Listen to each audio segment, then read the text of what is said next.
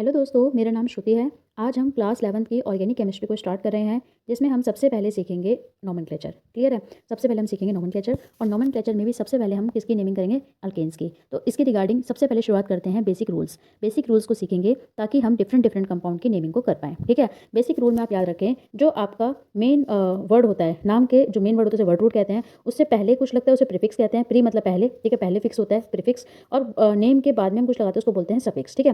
Prefix भी बेटा दो प्रकार के होता है, एक होता है सेकेंडरी प्रीफिक्स और एक होता है आपका प्राइमरी प्रीफिक्स। ठीक है? सेकेंडरी को हम 2 डिग्री से रिप्रेजेंट करते हैं और प्राइमरी को हम 1 डिग्री से रिप्रेजेंट करते हैं। फिर आपने वर्ड रूट देखना है। उसके बाद सफिक्स भी 2 टाइप्स के होते हैं, 1 degree suffix and then 2 degree suffix. Clear है? 1 डिग्री मतलब प्राइमरी एंड 2 डिग्री मतलब सेकेंडरी। ठीक है? तो बेटा आपका जो मेन वर्ड है उससे पहले क्या लगाएंगे? प्रीफिक्स लगाएंगे, ये मैंने आपको बता दिया। अब प्रीफिक्स में भी सबसे पहले नाम के क्या लिखेंगे? Secondary prefix. ठीक है? तो सेकेंडरी प्रीफिक्स में चेन के बाहर जो ब्रांचेस वगैरह होती है ना, सब्स्टिट्यूएंट वगैरह होते हैं, उनके नाम लिखते हैं। अब प्राइमरी प्रीफिक्स में आप साइक्लो, बाइसाइक्लो, स्पाइरो कंपाउंड्स, मतलब कोई अगर जो कंपाउंड है वो साइक्लिक फॉर्म में है, उस हिसाब से हम इनको लगाते हैं। ठीक है? वर्ड रूट में हम नंबर ऑफ कार्बन्स देखेंगे कि मेन चेन में कितने कार्बन है। ठीक है? अगर एक कार्बन है तो मेथ, 2 कार्बन है तो इस तरीके से। क्लियर है? फिर हम सफिक्स की बात करते हैं। सफिक्स में जो आपका कार्बन कार्बन के बीच में बॉन्ड कैसा है, सिंगल बॉन्ड है तो एन, डबल बॉन्ड है तो इन, ट्रिपल बॉन्ड है तो आइन, इस तरीके से हम देखेंगे। फिर हम सेकेंडरी प्रीफिक्स सफिक्स लिखेंगे। सेकेंडरी सफिक्स में हम फंक्शनल ग्रुप लिखेंगे। ठीक है? जैसे कि alcohol, aldehyde, ketone, carboxylic acid, ये सब। क्लियर है? सबसे पहले अभी हम स्टार्ट करते हैं किससे? आपका सेकेंडरी प्रीफिक्स से। ठीक है? मतलब ब्रांचेस से। ठीक है? सेकेंडरी प्रीफिक्स को आपका जो कंपाउंड का नाम है उसकी पोजीशन बताना बहुत इंपॉर्टेंट है। तो सबसे पहले हम सीख लेते हैं आपका सेकेंडरी प्रीफिक्स। ठीक है? तो सेकेंडरी प्रीफिक्स को हम 2 डिग्री प्रीफिक्स से रिप्रेजेंट करते हैं, और ये इनको ब्रांचेस कहते हैं या फिर आप सब्स्टिट्यूएंट भी कह सकते हैं। क्लियर है? अब आप देखिए, पहले सेकेंडरी प्रीफिक्स में हमने कुछ एग्जांपल्स लिए, जैसे कि NO2। अगर NO2 लगाए तो उसको नाइट्रो बोलते हैं। अगर हेलोजेंस है, हेलोजेंस आपको पता है पीरियोडिक टेबल में लास्ट की जो लाइन होती है, जैसे कि फ्लोरो, क्लोरो, ब्रोमो, लास्ट की नहीं, वो जो आपका बीच में पी ब्लॉक में पाए जाते हैं। ठीक है? फ्लोरो, क्लोरो, ब्रोमो, आयोडो, ये आपके हेलोजेंस होते हैं जिसको हम एक्स से रिप्रेजेंट करते हैं। ठीक है? इसके बाद अगर N डबल बॉन्ड O लिखा हुआ है, ठीक है, तो ये होता है आपका नाइट्रोसो। अगर आपका N3 लिखा हुआ है, N3 लगा हुआ है चैन से, तो इसको अजाइडो रीड करते हैं या फिर हम अजो बोलते हैं। इसका यूज़ आप ज़्यादातर कोऑर्डिनेट केमिस्ट्री में पढ़ेंगे। क्लियर है? फिर आपके R ग्रुप होते हैं, अल्काइल ग्रुप, मतलब आपका नॉर्मल आपके जो अल्केन्स होते हैं उनमें से एक हाइड्रोजन रिमूव करके अल्काइल बन जाता है, जैसे कि मीथेन से मिथाइल बन गया, इथेन से इथाइल बन गया। ठीक है? C2H5, C3H7 हो गया प्रोपाइल। फिर आप कुछ कॉम्प्लेक्स सब्स्टिट्यूएंट भी देखेंगे, जैसे कि आपका एन प्रोपाइल, ठीक है, और आपका आइसोप्रोपाइल। 3 ही कार्बन है, लेकिन किसी तरीके से अरेंज है, जिस तरीके से हम आगे एग्जाम्पल्स में समझेंगे। क्लियर है? ऐसे आपका अगर 4 कार्बन है तो एन ब्यूटाइल। ठीक है? इस तरीके से अगर आपका अल्काइल के साथ O भी है तो उसको बोलते हैं अल्कोक्सी ग्रुप, जैसे कि मिथाइल O के साथ लगा तो मिथॉक्सी, इथाइल मीथेन O के साथ लगा तो इथॉक्सी। ठीक है? इथाइल को हम ये भी पढ़ते हैं, ET भी पढ़ते हैं। क्लियर है? तो OET भी, इथॉक्सी को हम OET भी लिख सकते हैं। फिर आपने सुना होगा कि बेंजीन नाम का एक ऐसा स्ट्रक्चर होता है। अगर इस बेंजीन में से आपका एक हाइड्रोजन चला जाता है तो आपका बनता है फिनाइल, जिसको हम बोलते हैं C6H5। कार्बन 6 होता है, हाइड्रोजन कितने? 5, 1 2 3 4 5। ठीक है? तो एक हाइड्रोजन जब बेंजीन में से रिमूव हो जाता है तो क्या बोलते हैं उसको? फिनाइल। ठीक है? अब यही फिनाइल जो है अगर आपको ऑक्सीजन के साथ लगे तो उसको बोलते हैं फिनॉक्सी। इसे हम OPS से भी रिप्रेजेंट करते हैं।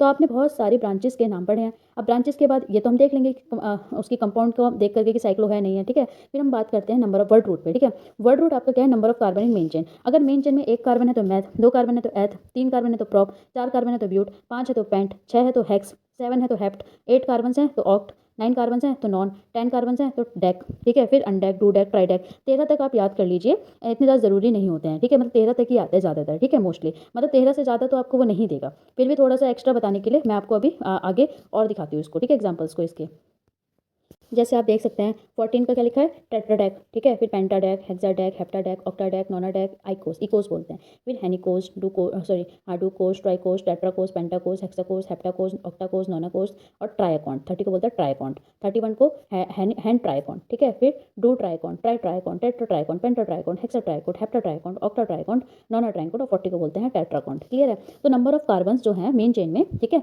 उस हिसाब से या फिर उस हिसाब से ये आपके कार्बन के क्या है? नाम है। क्लियर है? ज़्यादातर आपको 10 याद होने चाहिए कि 1 से लेकर 10 तक में, है ना, मैथ, एथ, प्रॉप, ये आपको याद होने चाहिए। क्लियर है? फिर मैंने आपको बोला था कि आप प्राइमरी सफिक्स इस्तेमाल करेंगे। ठीक है? जिसमें आप क्या देखोगे कि कार्बन कार्बन के बीच में कौन सा बॉन्ड है। अगर कार्बन कार्बन के बीच में सिंगल बॉन्ड है तो एन बोलते हैं, डबल बॉन्ड है तो इन बोलते हैं, ट्रिपल बॉन्ड है तो आइन बोलते हैं। यहाँ तक क्लियर है?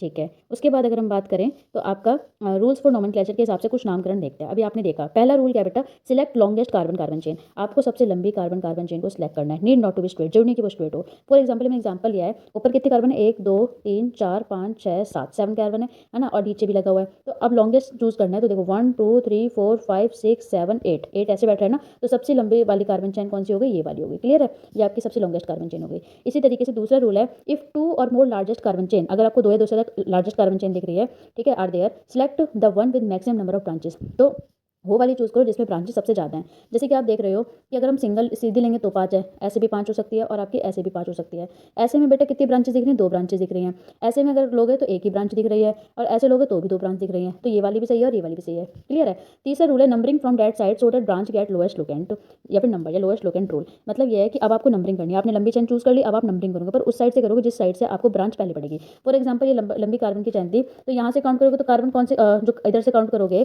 तो कार्बन जो है आपका वो किधर पड़ रहा है? वो आपका पड़ रहा है 4th पे। ठीक है, और अगर आप इधर से काउंट करोगे तो जो आपका सब्स्टिट्यूएंट है वो आपका 3 पे पड़ रहा है। तो मैंने बोला था जहाँ पहले सब्स्टिट्यूएंट पड़े वही आपको वहीं से नंबरिंग करनी है। तो आपने नंबरिंग कहाँ से प्रेफर कर दी बेटा? इस तरफ से प्रेफर कर दी। क्लियर है? इसके बाद अगर हम बात करें इस वाले एग्जाम्पल में, तो आपने देखो इस सब्स्टिट्यूएंट का नाम है मिथाइल, तो 3 मिथाइल, और क्योंकि 6 कार्बन है तो हेक्स, और कार्बन कार्बन के बीच में सिंगल बॉन्ड है तो 8। ये हो गया इसका आंसर। ये नहीं होगा 4 मिथाइल, बिकॉज सब्स्टिट्यूएंट जहाँ से पहले पड़ेगा वहीं से नंबरिंग करते हैं। और आपने रूल में देखा सबसे पहले सब्स्टिट्यूएंट की पोजीशन बताते हैं, तो सब्स्टिट्यूएंट कौन सी पोजीशन पे है?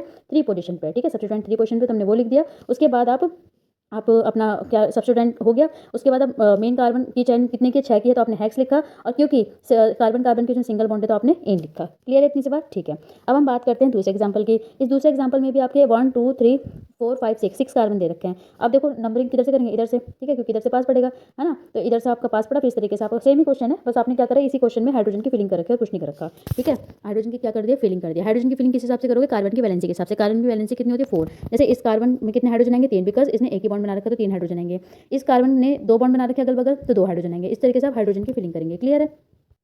उसके बाद हम और एग्जांपल्स देख लेते हैं। ठीक है, और एग्जांपल्स अगर हम देखें बेटा तो आपका ये होंगे, ये वाली पीडीएफ थी ना, ठीक है, ये वाला हम देख लेते हैं और एग्जांपल्स।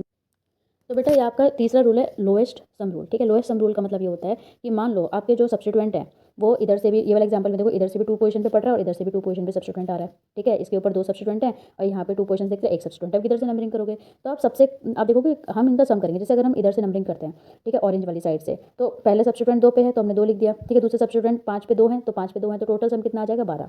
अगर हम इधर से नंबरिंग करेंगे तो पहले सब्स्टिट्यूएंट जो है वो 2 है, जो कि 2 पे पड़ रहे हैं, तो हमने 2 लिख दिया यहाँ पे। ठीक है, क्या लिख दिया बेटा? हमने 2 लिख दिया। ठीक है, उसके बाद आपका फिर दूसरा सब्स्टिट्यूएंट किस पे है? 5 पे है। ठीक है, तो हमने यहाँ क्या लिख दिया? 5 लिख दिया। तो यहाँ पे सम करेंगे तो क्या आ गया? 9 आ गया। तो सबसे लोएस्ट कौन सा सम है? 9 वाला। तो नंबरिंग वहीं से करेंगे जहाँ से सम लोएस्ट है, तो हमने नंबरिंग किधर से कर दी? इस साइड से कर दी। ठीक है, लेफ्ट हैंड साइड से कर दी। क्लियर है? इसके बाद आपका रूल है first point of difference. First point of difference सबसे ज़्यादा डोमिनेटिंग रूल होता है। ये कहता है कि जहाँ से पहले आपको सब्स्टिट्यूएंट दिख जाए वहीं से आप क्या कर दो? उसकी नंबरिंग स्टार्ट कर दो। ठीक है, जैसे अगर हम इस वाले एग्जांपल में देखें तो इस वाले एग्जांपल में इधर से नंबरिंग करेंगे तो 2 पे पड़ रहा है सब्स्टिट्यूएंट, इधर से करेंगे तो 1 2 3 पे पड़ रहा है। तो पहले कहाँ पड़ा? इस तरफ पड़ा ना। ठीक है, इस तरफ से पड़ा, तो हम यही वाला प्रेफर करेंगे। बेशक ये आपके इस हिसाब से लोएस्ट सम रूल से के हिसाब से करो तो 2 7 7 16 आ रहा है, और इधर से करोगे 3 3 8, ये 8 पे पड़ेगा तो 14 आ रहा है। तो आपको होगा ये 14 जो है वो छोटा है, तो नंबरिंग इधर से करेंगे? नहीं भाई नहीं, नंबरिंग उधर से करेंगे जिधर से पहले सब्स्टिट्यूएंट पड़ जाएगा, और 2 पे पहले पड़ चुका है सब्स्टिट्यूएंट, तो हम इधर से नंबरिंग करेंगे। तो आंसर क्या हो जाएगा? 2 पे और 7 पे मिथाइल ग्रुप पे 2,7,7 3 मिथाइल है तो ट्राई मिथाइल, और कितने कार्बन की चैन है? 9 कार्बन की चैन है तो नॉन, और सिंगल बॉन्ड है तो एन। इस तरीके से आपका ये हो जाएगा। क्लियर है?